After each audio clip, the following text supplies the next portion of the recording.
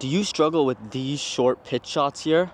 We're going to talk about how you can perfect them today. So with these short pitch shots, it's a lot of feel with these pitch shots. So I'm going to show you guys 3 different shots we can play to this pin. I'm going to use a 7-iron, a 50-degree / pitching wedge, and then I'm going to use my 60-degree, my lob wedge. Now I'm going to show you 3 different options you can use when you're on the course to get up and down in these simple scenarios. Or if you've laid up on a par 5, this is an easy chance to make your birdie, or at least give yourself a shorter birdie putt. Okay, so 60-degree first. Couple checkpoints I'm gonna want to focus on here. Number 1, I don't want to be lifting and scooping with my hands like this, right? If I'm scooping here with my hands with all my weight backward, what's gonna happen is I'm gonna thin the ball over the green.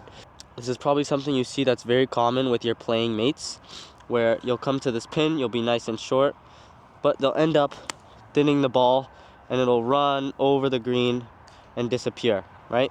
We don't want that at all, as we want to give ourselves a birdie chance, not a hard chance at par.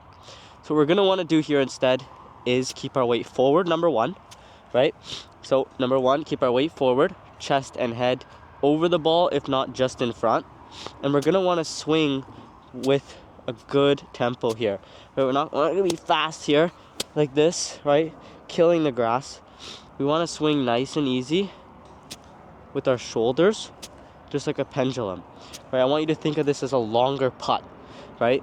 It's not obviously as rigid as a putting stroke, but you can use that stroke, right? If I use a putting stroke, you can even use a putting grip, right? Back and through. What will happen is that ball will come out exactly where you were aimed, right? That one ended up going just a bit long, but you see what I'm trying to show you. Now, what I like to do is to get a little more spin on it, I use a little bit more wrists. It's a little bit more advanced, a little bit more difficult.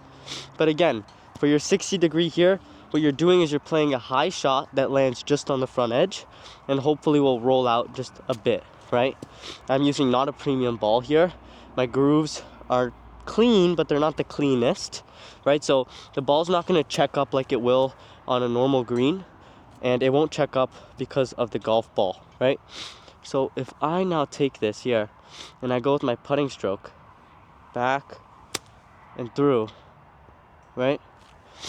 That ball just sat pin high, and now we have a good maybe 7-footer for birdie. Okay, you can tell that ball came out a lot higher than what would be normal because I'm just using the loft of the club to come underneath, right? I'll show you guys one more time. Just a putting stroke, right? Back and through. I don't even need to look at the target. I already know, okay, that's gonna be pretty good, right? Now, I'm gonna show you another approach. This was my 60-degree. Let's show you with my pitching wedge / 50-degree. So my 50-degree is gonna be more of the bump and run style, not 100% bump and run, but it's gonna definitely come out lower, right? So what I wanna do is I wanna land this right at the edge in that rough to have it take out some speed, take a bounce, and then kind of trickle down to the hole. So again, now all I'm going to do is add a little bit of forward shaft lean. My stance is still like one club head apart, just like this, right?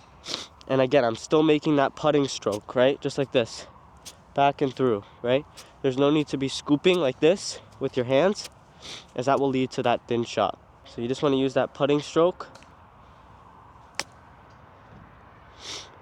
Right, so that landed in the rough, and it ended up trickling out to the pin for a good birdie look there with my 50-degree. Now, one big thing, especially with the bump and runs, is you're going to want to pick out a landing spot.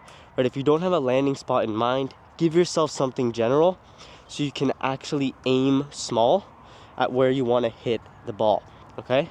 It's really important to be able to pick a landing spot out, as that will give you a better chance of then making the type of stroke you want, instead of just swinging the club and hoping that it's going to end up good, okay? Now, the last club I have here is a 7-iron. Again, you're going to want the same type of stance, one club head apart, because again, this is just a pitch, right?